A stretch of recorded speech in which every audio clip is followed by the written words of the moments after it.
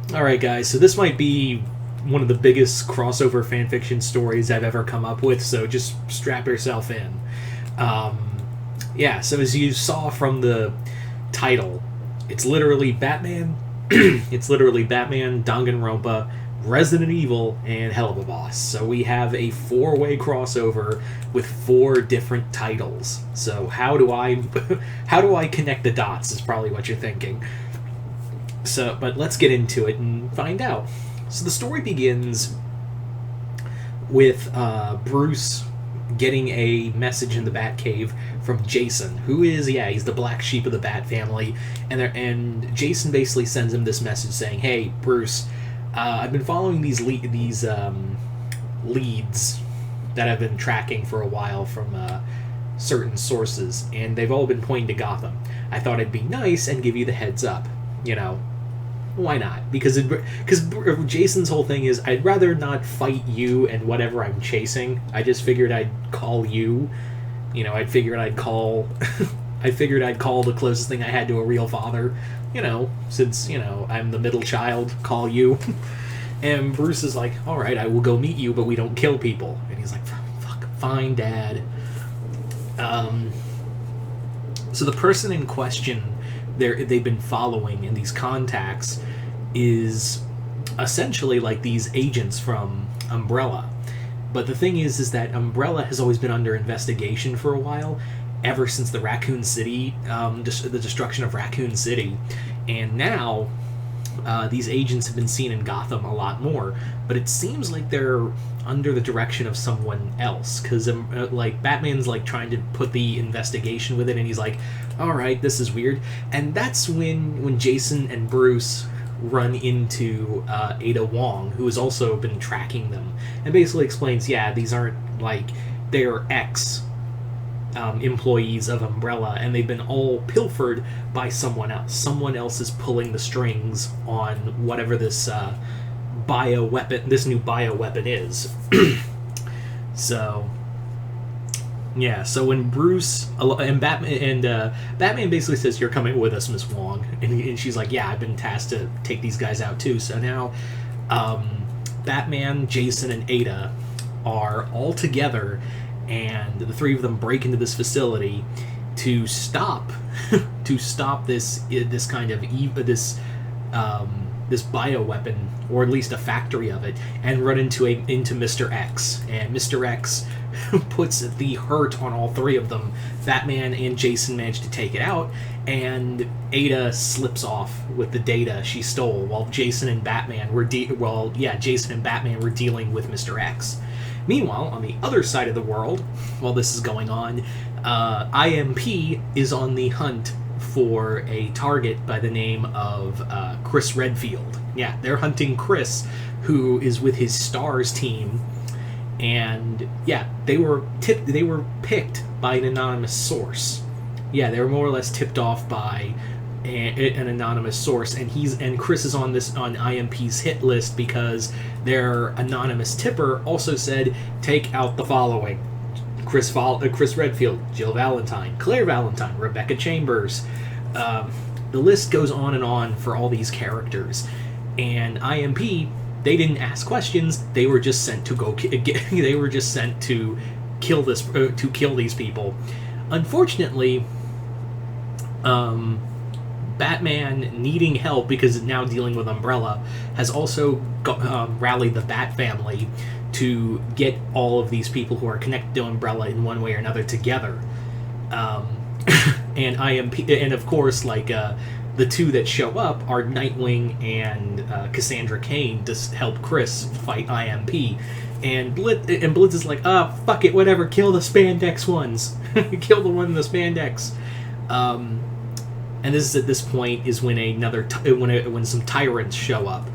And at this point, you're probably wondering, well, who's pulling the strings at this point? Because it turns out who came with the tyrants was Stryker, that cowboy assassin imp from Helluva Boss. And it's at this point that Blitz is like, "Oh fuck, we're not getting paid if he's involved. All right, we're joining too." So now you have everyone from Resident Evil, IMP, and the Bat family all together, and the person pulling the strings is Junko, because of fucking course it is. Like, at this point, like, do I even really need to bury the lead as to who was probably the mastermind behind all this? Yeah, it was Junko. So, Junko Enoshima has essentially been gathering lost data and serums of the T-virus to augment certain agents she's been gathering. And the people she's been using to gather them is she's hired Stryker. Who Stryker basically says, yeah, I sometimes go to Earth to do some Earth-based jobs. So, and Blitz is already like, oh, fuck you, that's our thing! So, Blitz is just not happy about that, but Stryker has been working with Junko to more or less create a new kind of bioweapon that cannot be cured. Because Batman's like, I can learn from the data I have in my Batcave and create a new cure. And Junko's like, nah, that's not going to happen. And she thought, what better way to celebrate? And Batman goes, well, why Gotham? And Junko goes, why not Gotham? Like, your city's already filled with despair, so why not just fill it with even more despair to the point where everyone just fucking kills themselves?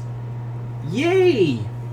And he's like, oh my god, it's literally Lolita Joker. Oh my god. It's awful. So, you also have, separately, who was also kind of trying to bust this case wide open because of the Junko connection, was Kyoko Kirigiri and some of the members of Hope's Peak Academy. They all join up with everyone, and it just, by the end of the story, it just becomes one giant, all these heroes or anti-heroes rally in Gotham to, like, the Bat family, STARS agents, IMP, members of Hope's Peak, all of them together unite for one giant fight against just zombies and monsters that Junko unleashes, along with, you know, having Stryker there, and even having some demons she's brought up from hell that have been augmented with the T-virus. So yeah, you have T-virus enhanced demons as well. It's just one giant, let's get everyone to fight in this event.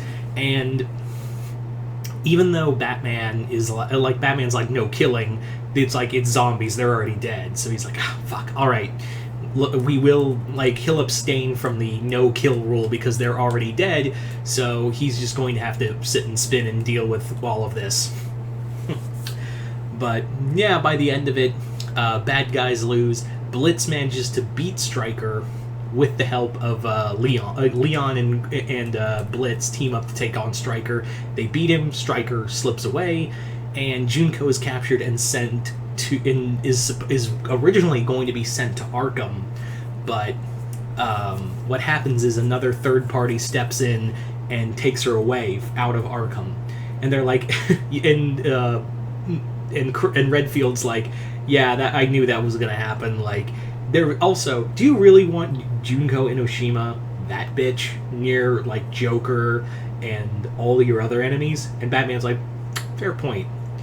But who is the third party that snatches Junko away to nefarious plots? That person was Albert Wesker. And Wesker rescued Junko because the reason why he got her from going to Arkham was because he saw the potential she has with her brilliant mind to create a new kind of T-virus. So he's like, you're going to build a new one for us. So there you go. That kind of ends on a dun-dun-dun ending. Anyway, so there you go, guys. That's my big, massive 4-way crossover. You guys tell me in the comments below. What did you guys think of it? Just comment below. Let me know. Little shout out to Chris, aka Mount Vernon Kid, for some help on this story. Anyway, as always, if you haven't already, hit the link below. Head on over to my Patreon, some exclusive content. And if you hit the 4th tier, you can send me a request for me to do here on YouTube. Other than that, I'm Mr. Multiverse. I'll see you next time in the Multiverse.